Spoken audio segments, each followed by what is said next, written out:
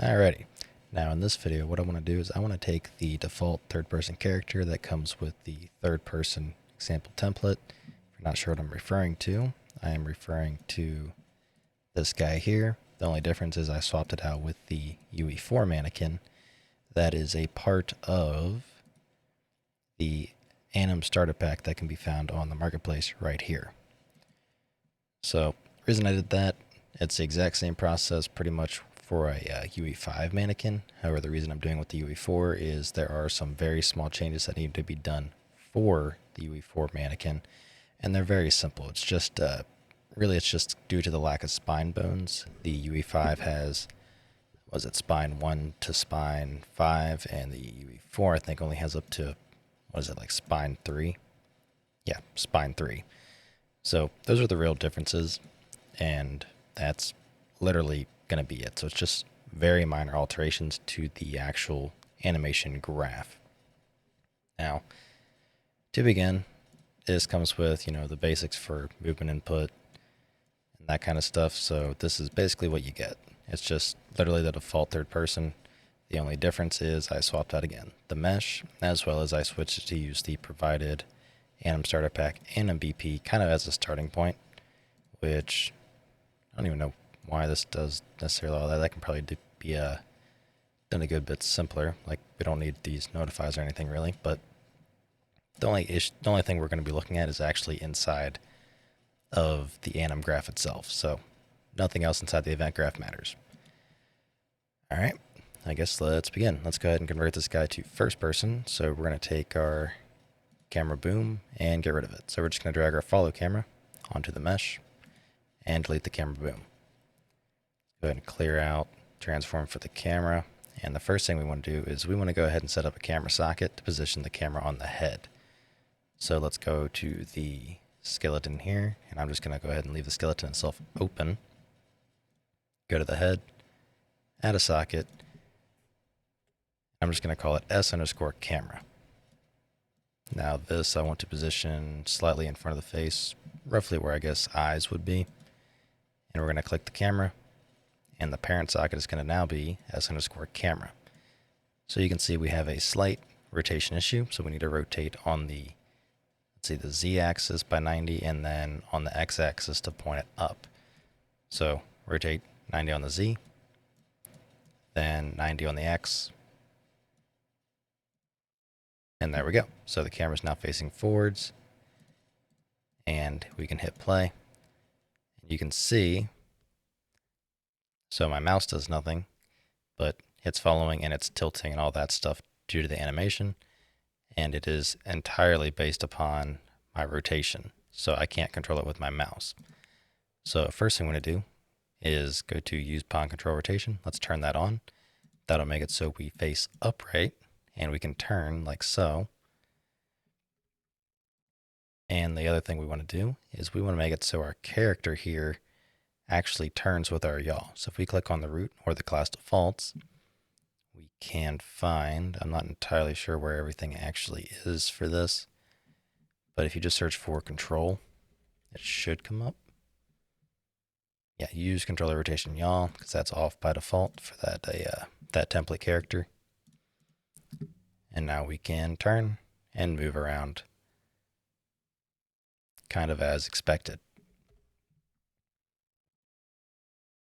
All right, so we're off to a good start here. Let's go ahead and continue on. So we're going to do the easy part first. We're going to add our shooter pawn component. And under initialize, we're going to go ahead. We're using a single mesh. We want to set the third person / first person mesh name. So in this case, we want this to match this. So character mesh 0. That's completely fine. You can leave the first person mesh alone because it's going to find one or the other and it'll be fine. However, out of habit, I do prefer just to keep it like this. So it'll be just a little more, I don't know what you'd call it. I would consider it cleaner, just so you know exactly what it's referring to. Then our camera component name needs to be renamed to follow camera, even though the system doesn't actually touch the camera itself yet, but that'll be for later. And then the linked anim class can be dealt with separately. So we're going to go ahead and save that. and we can always hit play. And if we get either a crash with a assertion message in the crash log, or we'll sometimes get a big like spam of error here. Those are all assertions that I have applied, and basically they tell you what was improperly set up and what to check / how to fix it. So they do get fairly descriptive. Okay, moving on, let's go ahead and start talking about the anim BP. So we're going to get the very basics of that set up, and to do so, we're going to look at the actual example. So you can see here, basically I'm going to step you through this. It's quite simple. What is going on is we have our base. This is kind of like our idle state right here. So one for the M4 bolt gun rangefinder. This can be set up however you wish. But the main thing is it runs it into a linked anim layer that handles all the procedurals. So this is not set by default. However, if we look at our pawn, the shooter pawn component, the linked anim layer class, that is what this is for. So that pretty much tells it to run all of the actual, well, procedural logic. So it's basically telling it, so this node here, when it's not set, it's doing nothing and it's just jumping right to the next one. When it is set, it will go through and it will run all of this and then make its way through. So it's going to run all the procedurals. So if there's an option here, it'll auto set it upon start. It's kind of up to you as to what you want to do with it. You can pretty much set it whenever you want, and I have functions to help with that as well. But that's the general idea. So we want to take our, let's open this up really quick. So basically we would be taking this guy, we would take our locomotion, and that for the most part contains our idle, so to speak. So we're not really going to be taking the locomotion itself. We're going to be taking one of their, like this idle pose, for example. So whichever, idle rifle hip. That's going to be in place of this. It's going to get passed to the procedurals. And then afterwards, we're going to do our layered blend per bone. And this is going to split our upper body and our lower body. So I'm going to show you how to set up the blend mask for that. So that's going to allow us to play this locomotion state. So all of our lower body stuff that you see here, without affecting our upper body and procedurals. And then finally, we're going to apply all of the IK that was handled through this procedural linked anim layer. So that's the structure. So pretty much to begin, first thing we want to do is we want to go ahead and I'm going to go ahead and actually duplicate this. So it's pretty much just going to kind of make it easier to carry over. And I can also rename it. So the main thing I want to copy, and I'll show you how to set up the this guy. It's honestly worth copying both, because really all this is, it's literally just a animation layer interface with one animation layer in it with one input. That is all it is. So we're going to take both of these and I want to move them into my tutorial folder.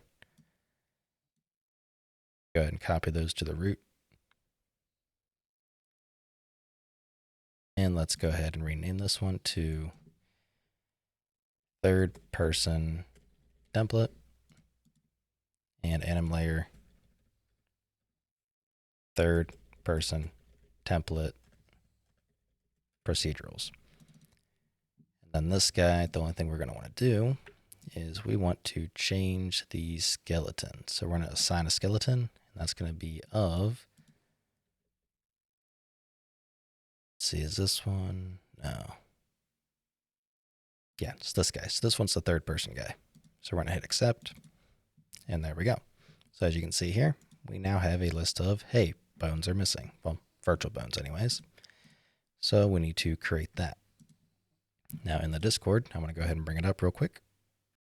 I usually have some stuff anyways in the pin messages, and this is going to be one of those things.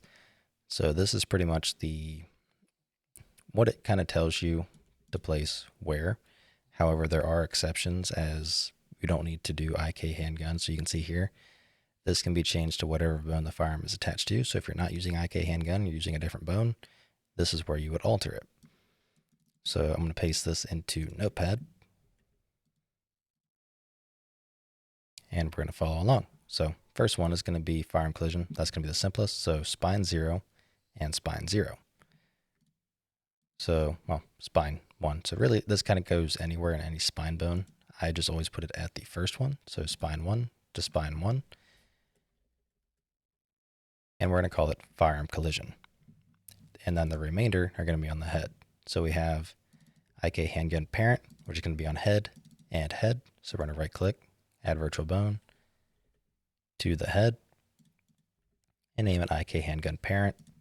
Then we have the ADS bone. So starts on IK handgun parent, also goes to the head.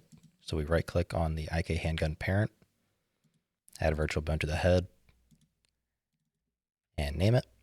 And lastly, we have the final one, the IK handgun, which goes from the parent to IK handgun. So we're going to add a virtual bone to IK handgun.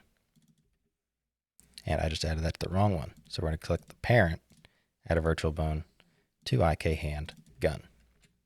So we're going to save, go back to our ANMBP, compile, save, and here we have the remainder. So this is what I was talking about in the very beginning about the differences between the UE4 and the UE5 skeleton.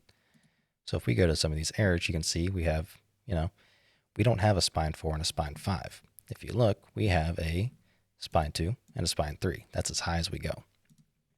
So we want to alter these. So instead of blending against, say, 3 bones, we're going to blend against 2. So I want to just do spine 3 and spine 2, the very last ones. So spine 3, spine 2, and I do not care to have the a spine 1 be part of it. Now that resolves these two. However, the only problem is we got to change the alpha. So I had this set up to where it blended between the spine bones kind of at their own rate, so like different rates. So the later spine bone had more bend than, say, the previous one. We need that to accumulate to 1. So what we can do is, I like this at 0.65. Well, this one at 0.3, so we're just going to stick with that. So we're going to do 1 minus 0.3. Tells us we need to bring this to 0.7. And that allows us to accumulate to 1. So 0.7 plus 0.3 equals 1. I don't know why I didn't just do that in my head. And then we have one more. So this is our lean left and lean right. So same thing. We're going to blend this for spine 3 and spine 2. Compile, save, and now we have our linked anim layer pretty much complete.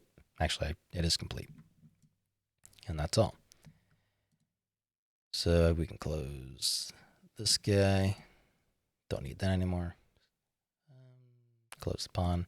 And we're just going to leave the linked anim layer, skeleton, and the main anim BP open. So let's go ahead and set it up in our primary animation blueprint. So we're going to go to class, it's class settings, find implemented interfaces, and we're going to add and search for the third person. So ALI, third person template. And here we see the anim layer. So we're going to click and drag. And this is our new anim layer. So here, now that I'm thinking about it, I probably shouldn't actually closed it because that makes a good reference. What we want to do is we want to structure it very much like this. So we have our idle pose. That's going to be this guy here. So we're going to copy it and paste it in. There's our idle. We want to run it through our procedurals. Once that's done, we want to then blend the upper and lower body. So we run the locomotion on the lower body and this on the upper body. So we completely separate those pretty much at the spine, which again is going to require that blend mask. So that's something we'll set up. So we're going to search for a layered blend per bone. And here we want the locomotion to be the base pose. And then the procedurals to be, well, base pose 0. Now we want to be able to set this to use our blend mask. So we need to create one. So what we're going to do, we're going to change this to blend mask. And here it's asking for, well, the blend mask. We go to our skeleton, go down to, what are the blend masks? One momento. Actually, I don't know why. I saw it after I hit pause, but it's right here. So blend profiles, add blend mask. And we're going to call this one third person IK hand gun. Doesn't really matter what you name it. And this will pop up. So what we want to do is on IK hand gun, we're going to drag it to 1. Then we right click and recursively set the blend scales to 1. So that's going to set it on all the children as well. We're going to do the exact same thing on spine 0, 1. So we set it to 1. And again, it's important you do this after you add the virtual bones because you want the virtual bones to be a value of 1. But you can also change it manually later. So let's right click, recursively set blend scales to 1, hit save. Now in our animation blueprint here, for the blend mask, we select third person IK hand gun. Compile and save. So that's all fine and dandy. Then the very last thing we need to do is actually apply the IK. So here you can see we do a copy bone, so we want to move our IK hand gun bone, so the bone the firearm's attached to our virtual bone. Then we use 2 bone IK for hand R to IK hand R, and 2 bone IK for hand L to IK hand L. We're not going to cover the free look at the moment. That's going to come later. So what we can do is from the example, we can copy these nodes so we don't have to go through and adjust the settings. So we're going to paste these in, plug that on right on in. Let me clean this up a bit. Actually, I kind of want to leave this down in a trail. And we compile and save, and we are now good to go. So we do have some small issues that we will handle here in a little bit. So let's go ahead and actually clean this up. Really the only thing I'm going to do is I'm going to cache this pose. I drag it off this, So I'm going to call this one, let's just do, I guess, split upper, lower body. And then use cache pose, split upper, lower body. That's just so we can kind of keep everything nice, organized, and clean. Like so. Save all, and let's hit play. So right now we shouldn't have any procedurals, but we should still have the lower body doing its thing. So as for why we're in a T-pose, I honestly do not know, because it should be running this guy, but it's actually, no, it is not. So it's using this as a starting point for whatever reason.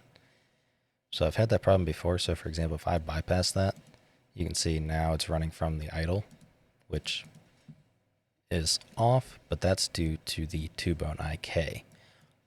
So here's where we're going to have, this is going to be a separate video because we're running on about 20 minutes, the issue with animations themselves. So for example, a lot of the animations on the, especially the Epic provided ones, you can see IK hand gun is there, hand L and hand R, they're basically all in a T pose. And that presents itself with a issue. So if I go through, let's go ahead and plug this back up, because I do some things in here already, which actually I need to set that class. But basically, let's go ahead and look at it. One of the first things that happens is we copy the IK hand bones to their corresponding hand bone. So IK hand R gets corrected from the start pretty much, and then moving on, IK hand L gets moved to IK hand gun and then modified for the offhand IK. So as long as IK hand R and IK hand L are in their, as long as IK hand gun is in its appropriate position, this should kind of go about correcting itself. So that's what we're going to end up working on in the next video, because for the most part, we do have the bulk of it set up. Actually, the only thing we need to do is we need the instance class. So right now, we have none. Even though this is set up, but this does, maybe this implements the wrong, I think this does the wrong interface. Yes, it does. So let's clear the interface. Let's actually try to add it. So we're going to add the third-person template interface. Naturally, that's going to throw a fit. So I'm just going to see what happens when I delete the old interface. Good point. Shouldn't have done that. Can I Control Z? Thank you. All right, so now I just need to run the input pose. So what I'm going to do is I'm just going to copy everything. So Control C, go to class settings, delete the SKG example, hit no, add the third person template. Then inside of it, I'm going to paste and simply plug everything back up. So the output pose goes into the last cache pose, and the input pose goes into the first cache pose. And we should be good to go. So now if we head back over here, we should now have our third person template procedural layer. So we select it, hit compile, and save. So we are now corrected. The only issue we have would be, for example, you can see the left-hand IK is moving over to the far right, pretty much where IK handgun is. And that is because IK handgun is all the way over here. And we're also going to have to set up a way to turn off the left-hand IK / offhand IK when there is no, say, firearm present. But again, we're running on 20 minutes, so we're going to stop here. And that's going to be where we continue. The very last thing we're going to actually screw it. We're just going to do that next video. It's like 2 clicks to do it, but all right. So we have like 90% of ourselves set up. In the next video, we're going to wrap this up and then continue on. So I'll see you then.